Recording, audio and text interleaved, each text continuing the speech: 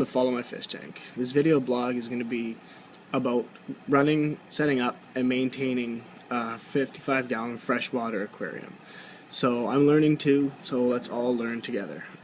This first episode, I'm going to introduce you to my tank and introduce you to the mates that I've decided to choose for my tank. So, this is the tank. Sorry about focus. I have had it for 4 weeks now and have set up most everything by myself. Now, for a 55-gallon, for any freshwater aquarium, you're going to need about 1 pound of gravel per inch of tank. You are going to need lights. The lights are mainly for decoration. If you have live plants, then you're going to need fluorescent lights to actually grow the plants. I was lucky enough to have the lights come with my tank, so that's why I picked that. So you will see on the top a canister filter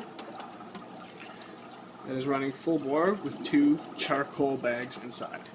So that's taking out all the particulate matter and making sure that the water comes out nice and clear.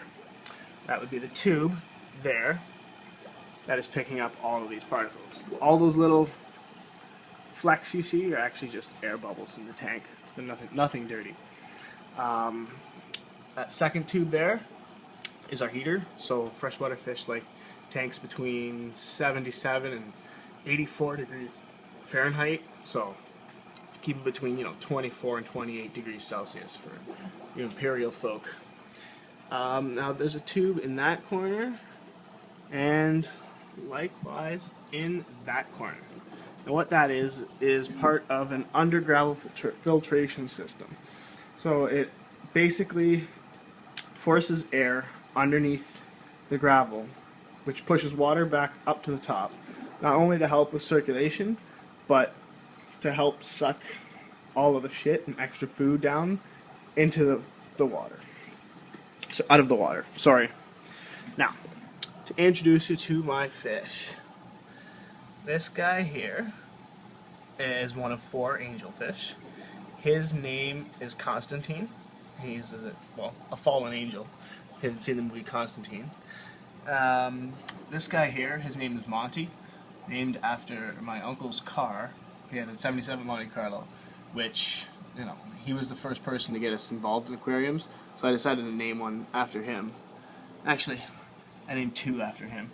That other angel in the back there, he's the smallest of them. His name's Dart. 73 Dodge Dart, if you're wondering. And this guy in the front, the biggest of the angels, his name is Balthazar. I picked Balthazar because, well, Sorcerer's Apprentice, but it's one of my sister's favorite movies, and she was kind enough to help me a lot in setting up and picking out the fish. Now, I kind of made a boo-boo, but maybe not. This guy here is a German red peacock. Now, he's just a juvenile. He'll end up being, hopefully, bright red.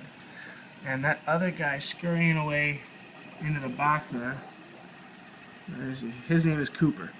He is a he's a flame-tailed peacock. He's going to end up being blue and very bright, hopefully as well. Now, why I say screwed up?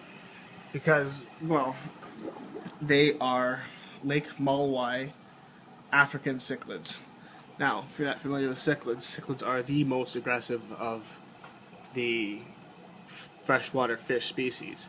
Now, angelfish are semi-aggressive, and they tend to be a lot less docile. I do fear that the peacocks will eat the angels, which means I may have to give them up, unfortunately. I also have a red-tailed shark, which is not actually a shark, but it is a semi-aggressive freshwater fish as well. He's scurrying away into the corner there, and his name is Sherlock, because, well, he's very inquisitive. He's always checking things out. Now, the last group of fish that I've added to my tank are these guys swimming around here. These little guys are Harlequin rasiboras. Sorry, and they're just a small schooling fish, hopefully fast enough to get away from the aggressive predators. As far as decoration goes, this volcano here is set up using a round air stone, and I've got a 100. What kind of pump is it? It's an air pump. I don't remember the make of it. It's putting out. It's mostly just for decoration. This skull here I got in Mexico. Cut out the eyes and the mouth myself. Made these guys out of lawn ornaments. Thank you, Dollarama. Likewise with these two little houses. And in the back there is actually a cave. So what I've done is I've set up the tank in such a way that there are lots of hiding spots for the big fish and for the small fish. I did this because the fish do tend to be very, very territorial. So you'll see that all of the cichlids in the tank, they like to stay in their own area, and they'll try and fight that area off. Kraut likes to be under the rocks. You know, Balthazar's in the back corner. Cooper kind of hangs out in the front by the two statues, and then Sherlock's over to the left there by the volcano a lot. So you want to have a lot of space for them to hide. That way they don't fight each other. So that pretty much concludes week 1. I'll go through some more tips and tricks and talk about some different things next week. Thanks, guys.